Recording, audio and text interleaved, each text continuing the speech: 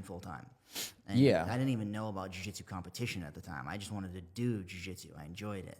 I was thinking more in terms of doing MMA and stuff, but I always knew that I liked the grappling aspect a lot more.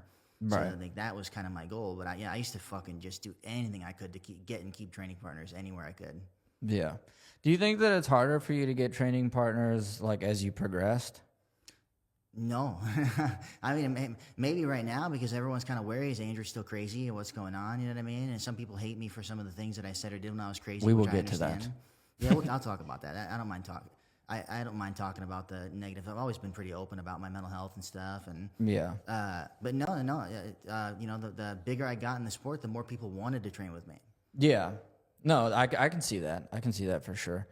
And we talk a lot about, mental health on the podcast and stuff. And that's, something that, when I started this podcast, I wanted to talk to people who, have had struggles or, can help with, mental health and stuff.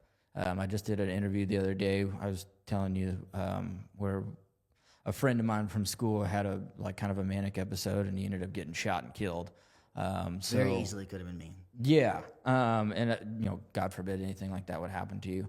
But yeah, that's one of the things that I aim to do with this podcast is kind of bring some awareness to that and, give people a platform to talk and, get whatever emotions out they need to get out.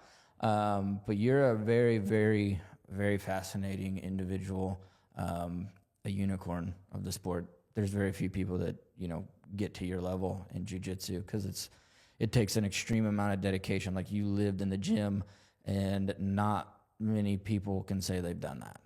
No, living in the gym made it a lot easier for me to develop. And I've put a lot of thought into this. Like I make videos talking about jiu-jitsu mindset and training mindset and stuff. And there's definitely things that separate like top caliber competitors from the competitors that kind of like fall off or the competitors that just can't seem to pull the trigger at the high level and stuff like that, So I like the Michael Jordan comparison. The Michael Jordan, he never thought about losing ever. You know what I mean? He was always the first to the court and the last one off the court. And he said every shot that he takes, he's doing it with 100% confidence. He thinks he's going to win every time. He always thinks he's going to make it. And little things like that, they build up and they start to form this kind of mental framework that you develop your skill as a jiu-jitsu athlete from.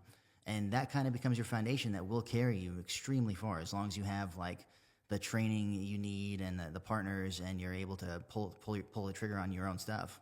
Yeah. And we talked a little bit about that on the way over here. You were saying, about nerves. And like when I think of guys like you, I'm like, that guy doesn't get fucking nervous. No, I get nervous all the time. Yeah. I'm an anxious wreck. I have bad anxiety. Yeah. Especially now. My anxiety is out of control. But I mean, and that's amazing that you're able to, even with all that anxiety and all that, the things that you do struggle with heading into a competition, it's amazing that you're able to bury that down and still compete at a high level and win, where a lot of people that are feeling those types of emotions would probably crumble. So it's like the fear when I finally got onto the mat became this adrenaline spike that would just push me to move faster and to think quicker and to pull my game off instead of letting my opponent pull their game off. So it's like fear can either bound you, like having a bunch of ropes around you when you're the one that needs to go, and you wait and hesitate and your opponent gets to go first and then you're on the back foot, or fear can push you forward. And it really is like it's up to you as a competitor to understand how to push through the fear and then use the fear to kind of advance your own agenda. Yeah.